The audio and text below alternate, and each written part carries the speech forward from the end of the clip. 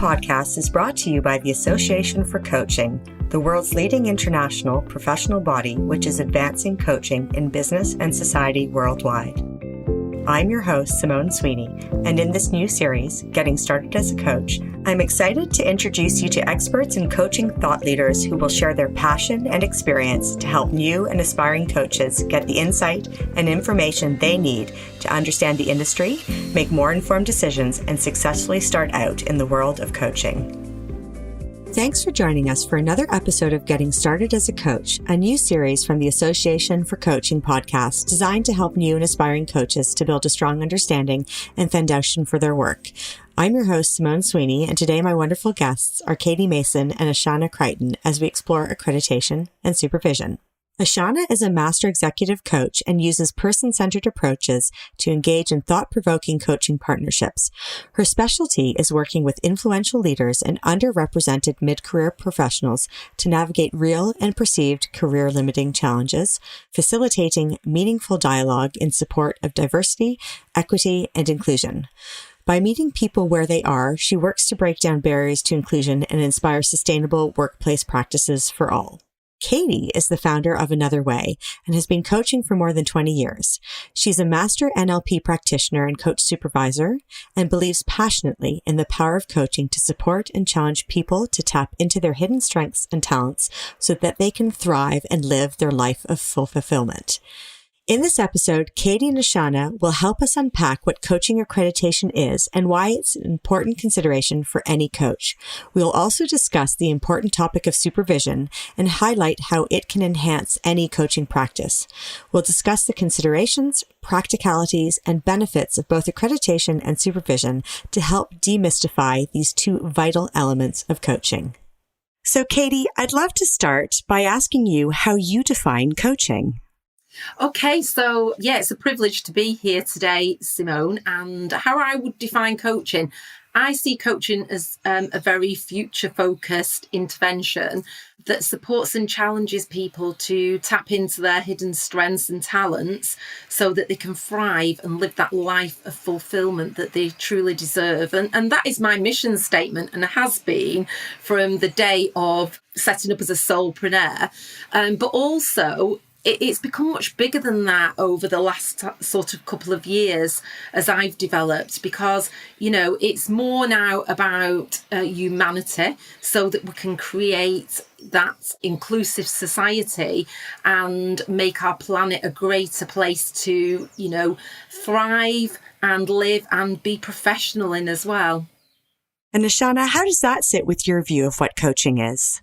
Yeah, very similar, but I think because of my work in the diversity, equity and inclusion space, I also define coaching as a relationship. I think it's a relationship of equals where judgment is really suspended in favour of curiosity. And the reason why I often define coaching in that way is because it's that relationship that really allows people to surface thoughts, feelings that may otherwise just go unacknowledged. So I think the trusted relationship, the trusted partnership of coaching really supports individuals to navigate not just perceived challenges, but real ones. I love how you're both speaking about trust and relationships and connectivity, about helping people to, thrive and build a stronger foundation for their success. And if you think of coaching as a whole, as a new coach, one of the things I was really grappling with and had a lot of curiosity about were the areas of accreditation and supervision. They're two of the things that just seem like naturally you should know what they are if you're involved in coaching at all.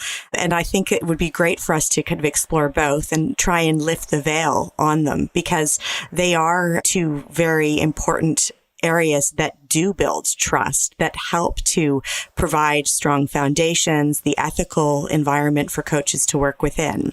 So maybe we can start with accreditation. I feel like that's kind of one of the earlier things that a new or aspiring coach will face, and just understanding what that is. And essentially, accreditation is when a professional body endorses a coach's skills, their training, their experiences, and ensures also that they're adhering to a common code of standards or ethics. And it usually then results in them receiving an award from whichever body they've chosen to work with. It could be, the title of coach or professional coach or even master coach. And as I learned kind of more about this myself, the concept of being accredited made great sense because, as many people may not know, coaching is not a regulated industry. It's a self-regulated industry, and the various bodies and training institutes and the providers and the coaching community is what drives those standards and elevates it to the professional levels that it so rigorously delivers and adheres to. But for many coaches, accreditation is a must-have. Well, for others, it's more something that's optional or something that they may decide to pursue later in their career. So I'm really curious, Ashana, what motivated you to become accredited? Oh, my accreditation journey wasn't entirely intentional. That said, even if I were to choose, I probably wouldn't have chosen a different path. I began my coaching journey in the US, actually. So that was where I began my coach training. And in the US, my course was ICF accredited. And that's literally because the Association for Coaching and other bodies didn't really have the footprint there. So after doing the ACTP route, it led me to an ICF accreditation path. And after about a year, I was in a place to receive my ACC, my Associate's certification in coaching. And once I received that, I then started doing some coaching on a coaching platform. So I've always been a full-time coach ever since I started. And, building up my hours, gained my PCC. So it wasn't until moving back to the UK in 2020, when the Association for Coaching came on my radar. And it was a very different place for me. The ICF was very much a body. It was there to sign off what I'd done. But with the AC, I always found that it was a home for coaching, a home for coaches. And where I started was I gained membership. But then it was really interesting to me and important to me to be accredited with the AC. And so I managed to go onto their accelerated pathway. So essentially the AC will recognise your ICF credential and the work you've done there. And so you get to do an accelerated pathway, definitely worth checking out. But that was my path to the Master Executive credential with the AC. So as I say, it was kind of a long and windy road. I'm now accredited with both bodies. It's been an interesting thing to consider now, looking back and saying, actually, that was right for me because of the region that I operated in and the work that I was doing. I think it's a really interesting experience that you're sharing, and I think is quite common that people are following the path that maybe suits them from a regional basis, from an accessibility and entry point, maybe through their coach training or through supervision or through recommendation, just following that journey that kind of resonates with them. But you mentioned a few of the kind of acronyms that I think any coach will come to know and hopefully love one day, things like ACTP, ACC. There's also things like Level 1. You have those different standards, those different accreditation sets. And as a newer coach, I think that can be quite a confusing or complex area to navigate. How did you navigate the different levels and the requirements there? Was that part of your kind of organic process, or did you go out and kind of hunt down what it all meant? Well, I think it happened at various stages because just choosing a coaching training provider, it was the first time I was really thinking about, okay, what do I want this training to give me in the end? And the words acronyms such as ACTP came up, and you start realizing how many hours you're awarded to. But then, that comes off the radar for a couple of years while you're doing all of that stuff. And then just really thinking about, you have to do due diligence, you have to do the research, because there are nuances and each will be different based on what the thing you want to be accredited for. It is worth spending time just looking into them and looking into them regularly as well, because things change along your coaching journey. Great. And there are lots of ways of becoming accredited. A lot of the accreditation will follow behind the three major coaching bodies of the Association for Coaching, the ICF, the MCC, but also a lot of training providers, different schools, different organizations exist which offer accreditation. And as we mentioned earlier, it is a personal choice how you will follow that. Katy, I'm curious, as a supervisor, how does accreditation play out for you in your long coaching experience, more than 2 decades of it, personally, but also for the people you're supporting through your supervision options? Yeah, it's interesting, isn't it? Because again, the Global Code of Ethics and also the Association for Coaching core competencies actually, both mention the need for relevant qualifications, skills and experiences so that we can practice ethically and to a very, very high standard. And they also mention around, the need for supervision as well. I came through a long journey. I became a coach back in the year 2000 in a business, in a blue chip business, who had adopted coaching very, very early because, again, if you think about Sir John Whitmore coining the GROW model back in the 1980s, we were very, very early adopters. And I often say, if I had a penny for, every time I could show my original coaching role description, it would be very much different to what it is today. Again, in terms of my accreditations, I've had lots of long conversations with rich mentors. Ian Day, who is the author of Challenging Coaching and a professor at Warwick University. And I've really kind of grappled with, what do I need in terms of qualifications as a coach and a coaching supervisor? So I've gone down the route of being accredited by, a great provider, the Coaching Academy, who actually are partnered with Association for Coaching as their professional body to make sure that now future coaches are practicing professionally. And that's where I see kind of supervision sitting with accreditation. Both go hand in hand.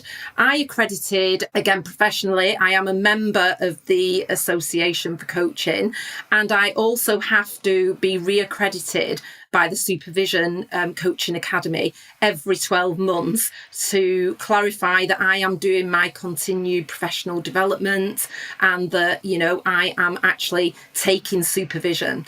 And I have more than one supervisor. I have a one-to-one supervisor so that I can, enjoy rich sessions. However, I also have group supervision as well. So, again, I'm accredited a little bit differently to Ashana, but again, still a member of Association for Coaching, but accredited through my supervision provider. And it's a very interesting dynamic. And, coaching as a very practitioner-led industry does give you a lot of scope for choice and continuing professional development to support that journey. I am accredited with my coaching provider, the AOEC, but I'm working towards accreditation with the Association for Coaching. I'm almost at that 100 hours. So, it's a process that I will go through. And I have certainly seen that based on different countries you're working in, or based on the kind of coaching disciplines you choose as an executive coach, for example, you may find that working on a corporate coaching contract may require a certain type of accreditation. And all of those things, I think, kind of play into a decision behind what path you will choose. So, Ashana, what are some of the considerations an aspiring coach should be thinking about as they choose an accreditation path? Sure. Well, I think the first thing that was true for me is to consider the region that you're operating in. So who are the credible players in that region? What sign-off do you need to operate in that region? As I say, it will be different based on where you are. I know that the AC has a much broader footprint than it did when I was being accredited. You'll want to think about whether you want to be accredited as an individual coach, as a leader coach, as a team coach. What do you actually want to be accredited for? What's the type of coach you're going to do? You might want to consider the amount of paid for hours that you need to have to be accredited. So different providers will require you to have, or different organizations will require you to have a different amount of paid for hours in terms of gaining that accreditation. So perhaps you're operating in an area whereby actually you don't always receive pay for your coaching. That's really going to affect whether you can be credentialed. And, that can be a real barrier for many people to be credentialed. So all of those things, how often you want to renew your credential, whether you even, I think that was really interesting actually talking about the intersect between accreditation and supervision, because there is a complete intersect as we see it as coaches, but it's not actually a requirement for the ICF to have supervision. It might be part of your continued professional development, but for the Association for Coaching, it's mandatory. So do you want supervision to be an active part of your coaching practice? Might be something to consider when you're going to be credentialed. And I think the point you're raising there is a fantastic segue into the topic of supervision, because for some paths, supervision is a requirement, and that kind of takes it outside of the realm of practical or fundamental tool, which for many, they would view supervision as that. So I'd love for us to explore that topic. And I think it's something that we have all experienced and feel strongly as a powerful support program for any developing coach. So, Katy, what do we mean when we say coaching supervision? Coaching supervision, what do we mean? It's a wonderful question, isn't it? And one that, quite often new coaches are not particularly well informed about, but it's becoming more, there's more knowledge going around about it. It's a wonderful practice which helps wake us up and see a fresh perspective, which then opens us up to new thinking as well. It helps us see things in a different light. So as human beings, quite often we fall into that trap of being human doings, and we don't quite often stop. So supervision is a safe space, which is confidential, which we, do a lot of contracting around, and it helps us work on kind of those unhelpful patterns that get stuck in us. And it's very emergent, and it's based on a lot of reflective practice, which helps us tap into those blind spots as well, particularly when we are engaged with a group of coaches in supervision as well. It helps coaches improve their quality and their effectiveness as well, which can really help them grow. So it's a very enriching process. Again, it is all about practicing ethically, as Ashana said, and, again, the Global Code of Ethics, if you're giving your clients a copy of the Global Code of Ethics, it actually does state that members will engage in supervision. And if you're a member of the Association for Coaching, it also says that you will attend regular supervision to reflect on and improve your practice as well. But it doesn't just stop at that, because I find it absolutely useful both on a personal level and a professional level for who I am as well. So it's very creative. It helps us use our head, our heart, our hara, which is the guts. I love it, and that's why I'm so passionate about it. I love how you're positioning that. Certainly as I was trying to understand what supervision was beyond, a checkbox in the journey towards accreditation, it would have been very inspiring to have that kind of energy and that kind of nurturing and developmental focus that supervision can bring. And I think that this is one of the things that many coaches may be grappling with at the beginning of their journey, is there are lots of different elements you need to fulfill. There are many wonderful areas to turn your time, focus, investment, your curiosity towards. But supervision sometimes starts to show up as something that you should do, but maybe the practical benefits aren't that readily known. And I know both of you have experienced supervision yourselves and acting as a supervisor right now, Katy, directly.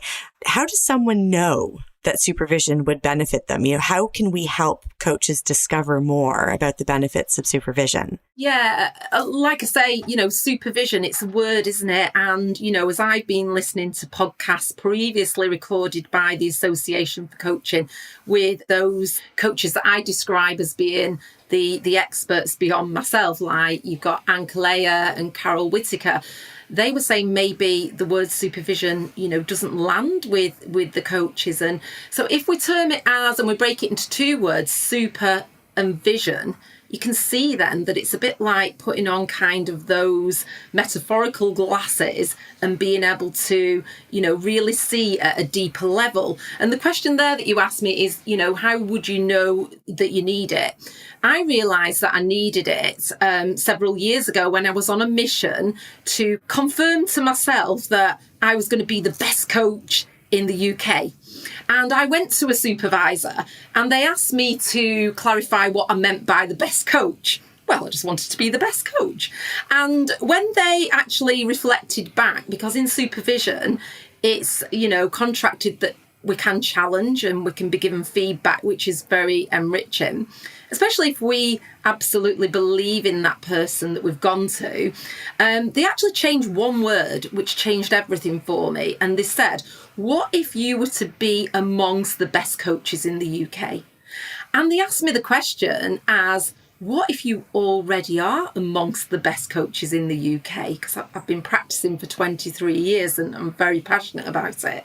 So having that space to think, I realised that, it was priceless in terms of, I couldn't put a cost on it in terms of the return on investment, in terms of the power of somebody else being able to support me with my journey. So that's how I kind of come to realise that I needed that support from people that had possibly walked where I had walked before, and people that could get me to be more curious. And developing that supervision muscle obviously led me on to wanting to train myself as a supervisor back in 2019. And I haven't looked back since then. Reflective practice is through and through me. It was done in my MBA in 2020. And, again, now I'm just qualifying with my CMI fellow practitioner. So again, it's incremental, it's personal reflection is in everything that I do as a coach and as an executive coach. I think it's also a great piece of sharing that it is something that has brought you a lot of personal value in terms of your coaching practice and your ability to reflect on how you coach and what you're offering to your clients, but also that it has been a pathway and a career progression and a growth area for you. And it, shows also that it is an area that you can evolve and move into. Ashana, I'm curious about your experiences of supervision. Oh, I love supervision. I find it's like self-care for coaching. And I find that I really benefit from the restorative nature of supervision.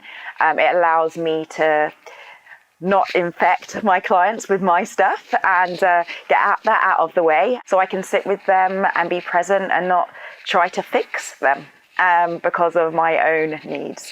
So I love that part of it. But it's also the nuts and bolts of it for me. So, for example, if we think about the ethical nature of coaching or the requirement to be an ethical coach, what's my ethics will be different from your ethics. And so through supervision, I think we really get to unpick what we believe is an ethical thing we need to do because it has to bring our values into it.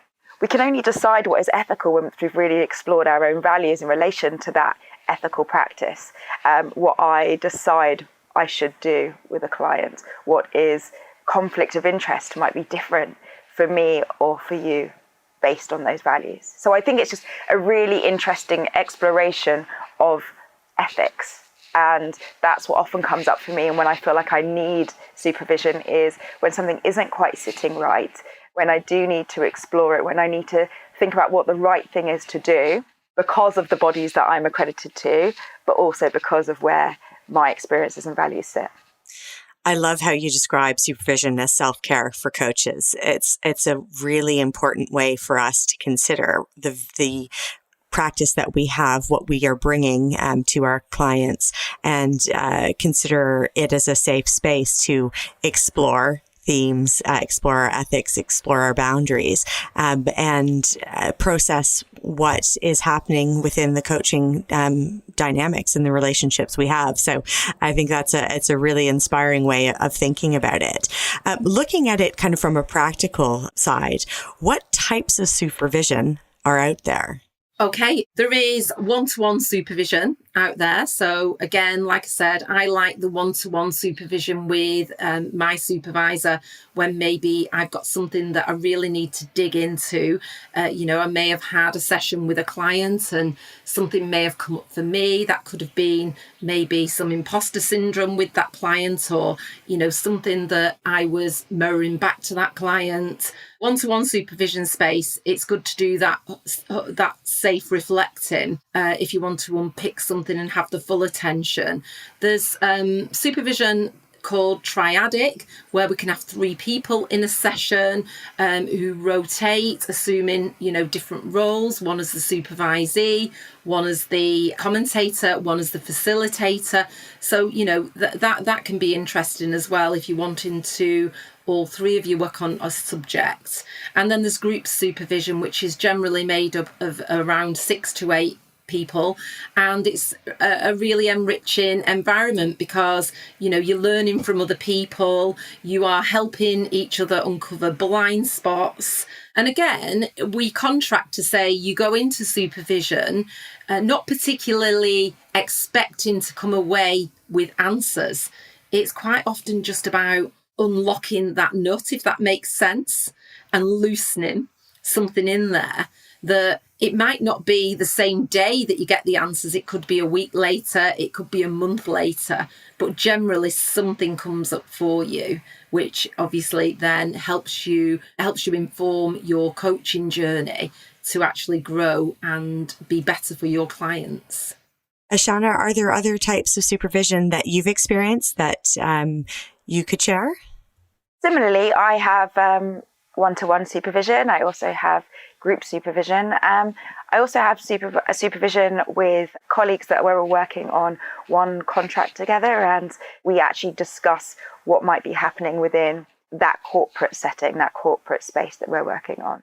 So one of the great experiences I've had since doing my coach training was to leverage the AC's co-coaching forums and looking at the benefits also of peer coaching and working with other coaches who may be at a similar level, or in my case, in my experience, those who have been coaching for a number of years, and learning in that kind of group environment of peers on a more ad hoc basis, have had the opportunity to kind of get different perspectives. So that's also something that I'd love to encourage people to take advantage of with the co-coaching forums offered by the Association for Coaching and other coaching bodies there, or also during your training. There are many training providers who offer peer coaching and the opportunity to provide feedback and support. So building up your coaching community as well. Supervision is a fantastic way to build a stronger network, which is really important when you're starting out in coaching. What are some things that a new coach should consider when choosing a supervisor? It's an important decision, but what tips or insight can you offer to us, Katy?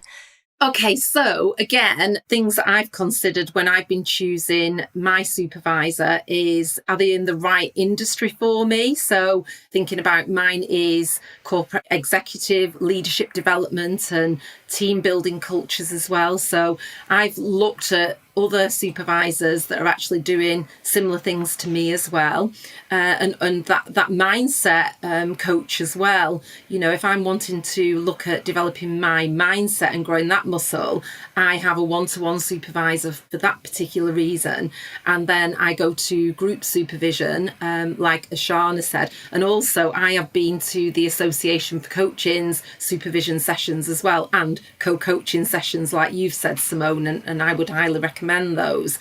It's going to be a price point because a lot of new coaches that are starting out haven't necessarily got the funds. So that can be a bit of a challenge and put people off from investing in supervision.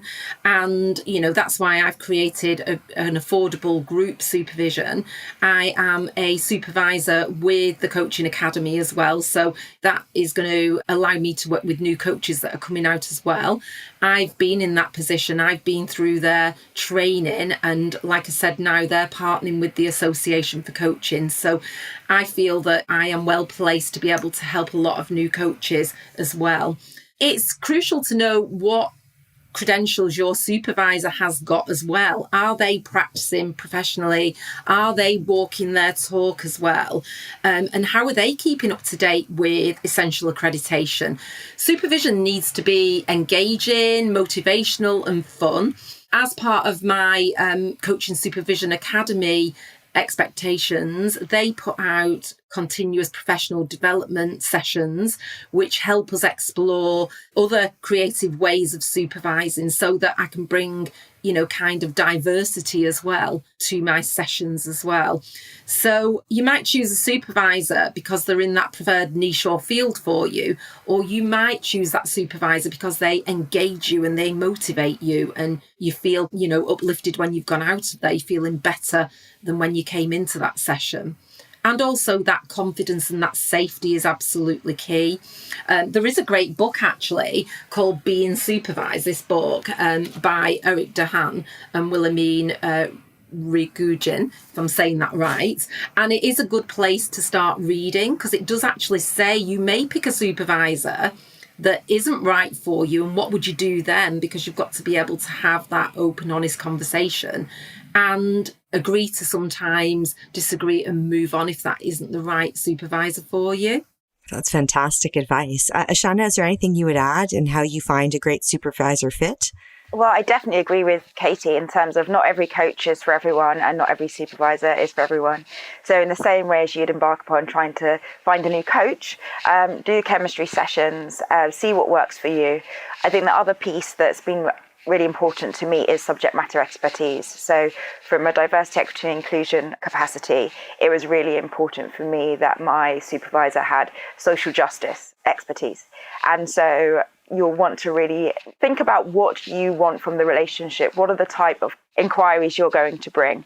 How is that person going to tackle them? So my supervisor, for example, has a real systemic lens, and that's really important for the work that I do. So lots of things to consider. I think what you're both saying is it's important to do your homework, to understand the supervisors who could be a good fit for you, to have a chance to meet with them and understand their ethos, their experience, their credentials, to ensure that that will help you on your path if you're choosing accreditation, or that will also be practically relevant to the work that you do.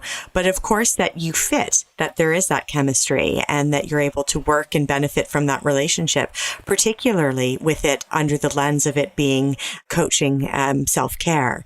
So choosing your supervisor is an important step for any coach, whether you're new or you're quite far down the coaching journey. And I think what I'm kind of gleaning from you both as we discuss this is that the nature of your supervision and the different mechanics that you have used to be supervised have evolved as your coaching practice has changed. How do you know when it's time to move on in a different way or bring in another supervisor tool? Being supervised actually does explain this to you as well.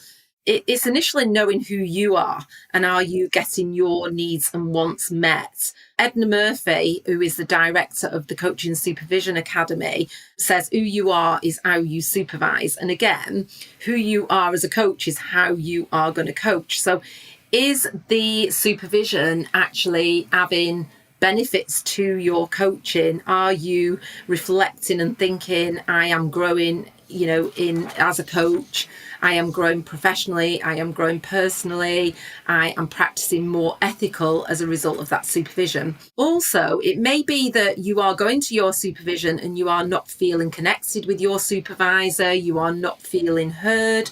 So I class myself as a loving boot coach. So as a loving boot coach, I like to bring both support and challenge into my coaching and supervision coaching, so that my clients can step into that peak performance. So I very much set up the contract for us to be able to review. So there needs to be a review with that supervisor. If your supervisor isn't reviewing and having that conversation with you to ask you what you have got and what else you do need, then that would be a red light to me to, say it might be time to move on. Or like I say, if you're not feeling heard and supported, or you are noticing that there's certain elements that you're feeling uncomfortable about bringing up, because you should be able to go to supervision and be totally transparent, raw. It should be that place where you are taking your whole self, every part. Ashana, is there anything you'd like to add to the supervisor fit and progression? Yeah, I haven't had to break up with my supervisor just yet. So, so I will keep thinking, but she does ask for regular feedback. And the same way as, coaches should be getting feedback on their work. I think if your supervisor's not asking for feedback, then that's not allowing you to evaluate the situation. But I think the great thing is that I have made supervision a regular part of my practice. So I rock up monthly and I do the work. And I think if I ever felt like I didn't want that session or the session hadn't been helpful, that for me would be the trigger to what's going on here. Do I need to move on? Do I need to think about another way?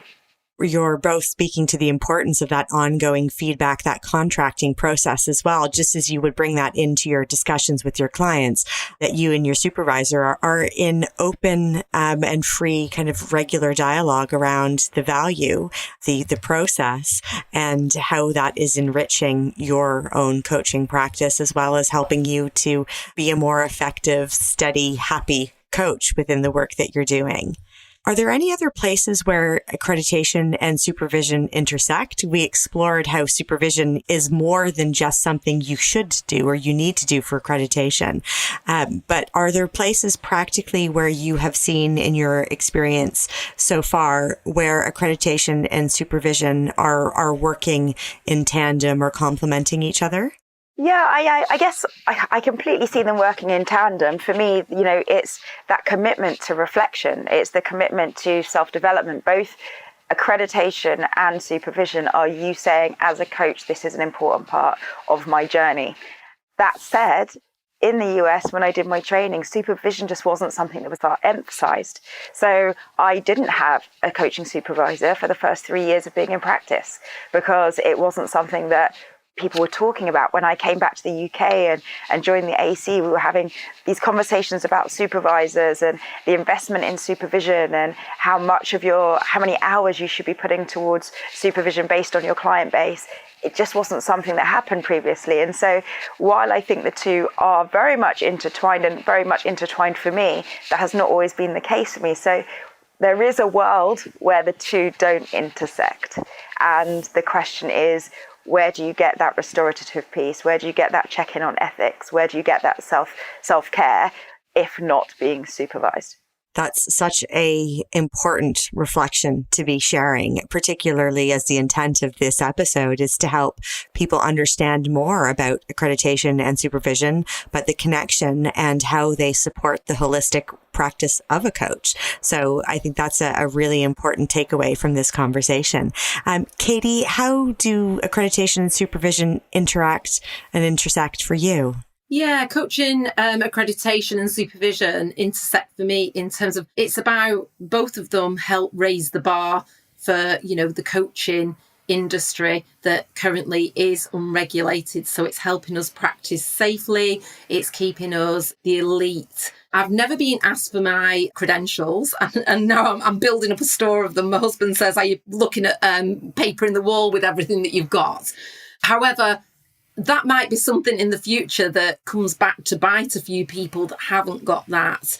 So I would say I won't take on supervisees unless they have been professionally accredited with coaching diplomas, and that those coaches that I supervise are following core competencies from their coaching academies.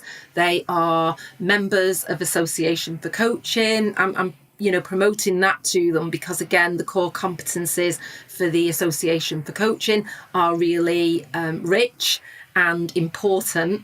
And also the Global Code of Ethics, like I said, again, when I practice with my clients, I send them the Global Code of Ethics so that they feel safe. So for me, I feel that, we need to ask new coaches to think about this question. What reason do I need to be supervised? It's a lonely world out there. And, if you are a leader that's a coach and you are not being supervised, who are you talking to make sure that you are practicing professionally and ethically?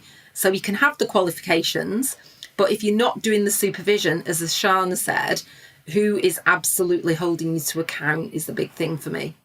I think what you're both speaking to really frames the importance of both accreditation and supervision.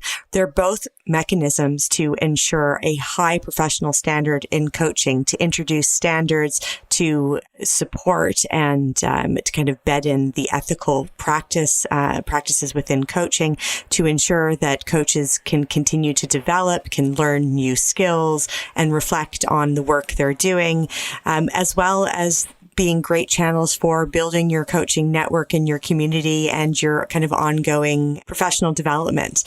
It's been such an insightful conversation, and I think we've covered a lot of the practical and the philosophical aspects of both accreditation and supervision, which we hope will be a great help to those coaches who may be new into coaching or been doing it for many years, who may be considering one or the other and haven't experienced those before.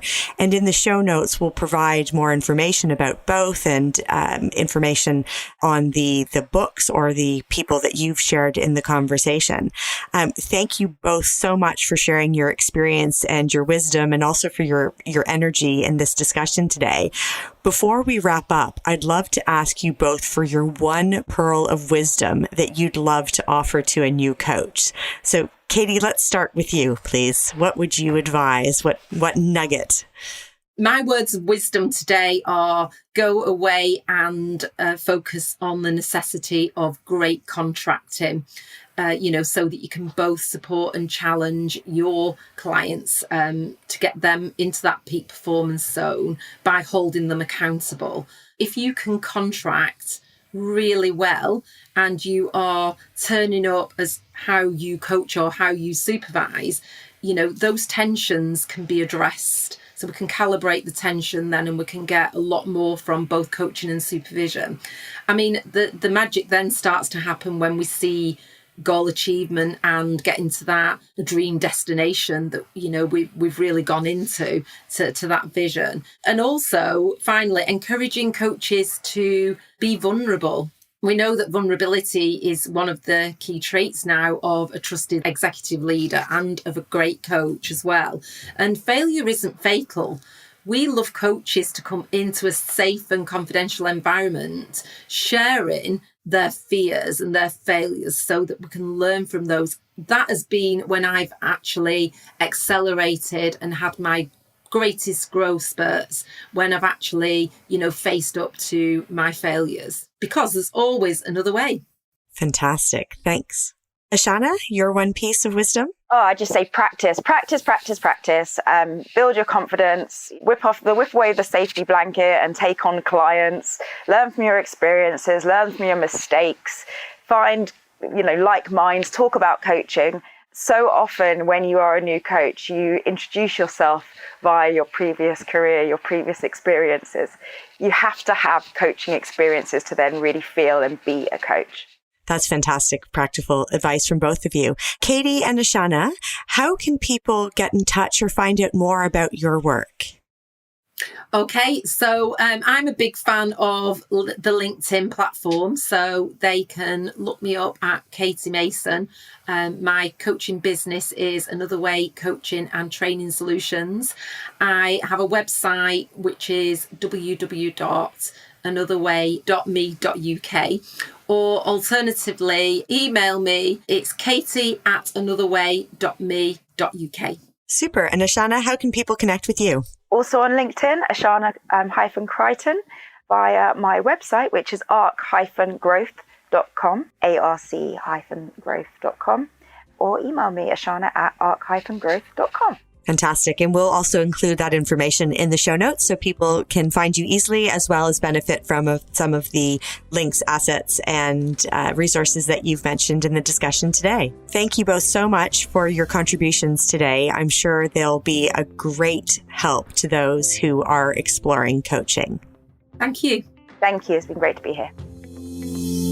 Thank you for listening to another podcast by the Association for Coaching. For 20 years, our purpose has been to inspire and champion coaching excellence, advance the coaching profession, and make a sustainable difference to individuals, organizations, and society. To find out more about the AC and our member benefits, follow us on LinkedIn or explore our webpage at associationforcoaching.com. There, you can keep up to date with our latest podcast episodes, enjoy the wealth of digital learning offerings, and gain insights from our Coaching Perspectives magazine.